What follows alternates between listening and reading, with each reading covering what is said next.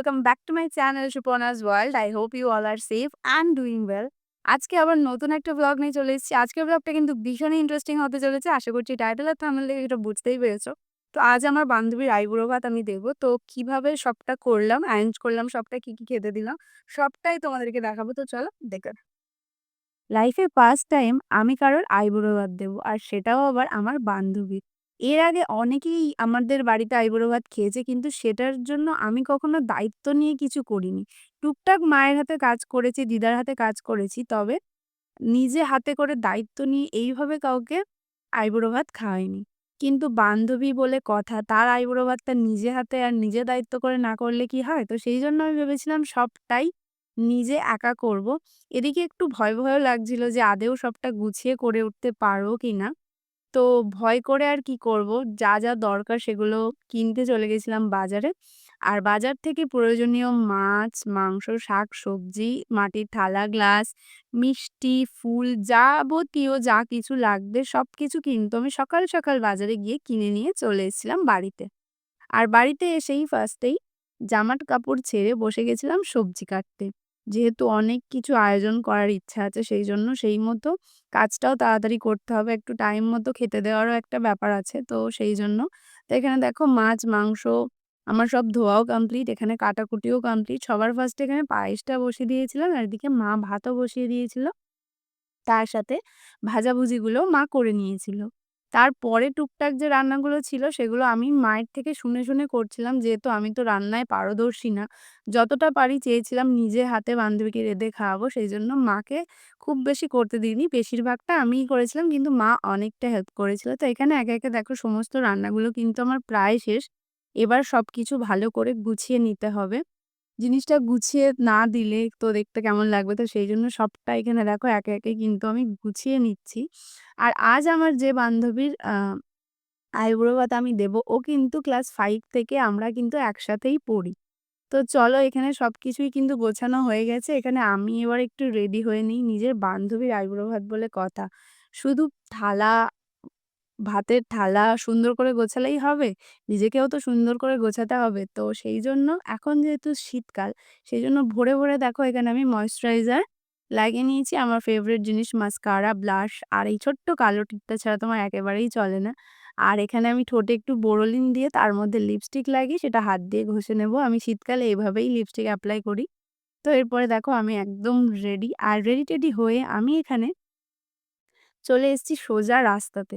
যেহেতু বান্ধবী কল করে বলল যে, "আমি গাড়িতে উঠে গেছি, নামবো এবার। তুই রাস্তার ধারে চলে আয়।" সেইজন্য আমি এসে দাঁড়িয়ে পড়েছিলাম।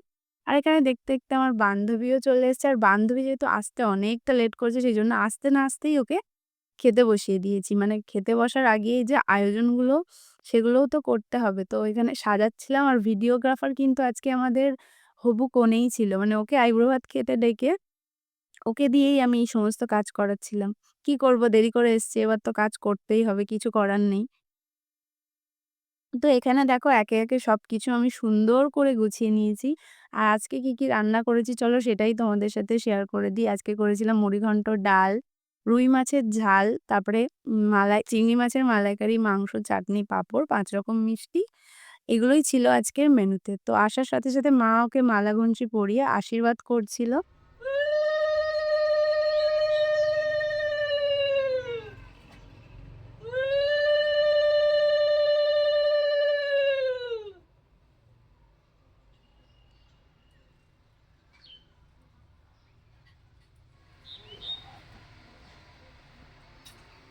ওইটা দাও, মা এনেছে ওটা,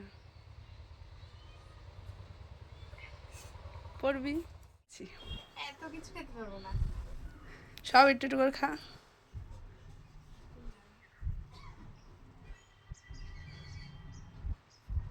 ডাল দিয়ে মেখে ভাজা দিয়ে খা। আগে উচ্ছে ভাজাটা খেয়ে নিই।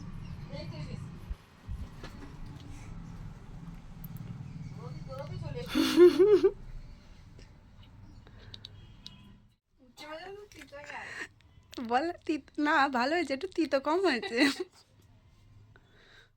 এখানে এসেই ওর ঘ্যান শুরু হয়ে গেছিল। এতটা খেতে পারবো না, অতটা খেতে পারবো না। আর সেই মতোই ও করেছে। মানে প্রত্যেকটা জিনিস আমার জন্য একটু করে রেখে দিয়েছে। পুরোটা ক্লিয়ার করে খায়নি। মিষ্টিগুলোও একটু করে খেয়েছে। এরকমই খাওয়াচ্ছিলি ওর, এইভাবেই আমাদের কি বলবো হবু কোণের খাওয়া দাওয়া কমপ্লিট। তোর বল আজকে কেমন খেলি বান্ধবীর হাতের রান্না? এক কথায় অসাধারণ। বান্ধবী বলে ঢপ দিস না, না, না, পাবলিক ঢপ কিন্তু দিচ্ছি। নেবে না। ঢপ দিচ্ছি না, এক কথায় মানে খুব সুন্দর। মানে এতটা এক্সপেক্ট করিনি বান্ধবী এত ভালো শিখে গেছে।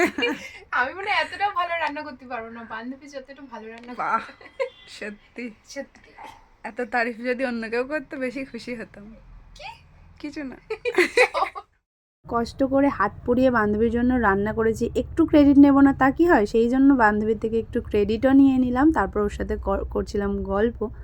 তো তোমরা সবাই আমার বান্ধবীকে আশীর্বাদ করো যেন ও খুব খুব খুব সুখী হয়, বিয়ের পরে যেন ওর জীবনটা খুব ভালো কাটে। আমিও এটাই প্রে করি আর তোমরাও এটাই প্রে করো। তো এইভাবেই কাটলো আজকের দিনটা। তোমাদের কেমন লাগলো ভিডিওটা অবশ্যই কিন্তু জানাতে ভুলো না। বাই।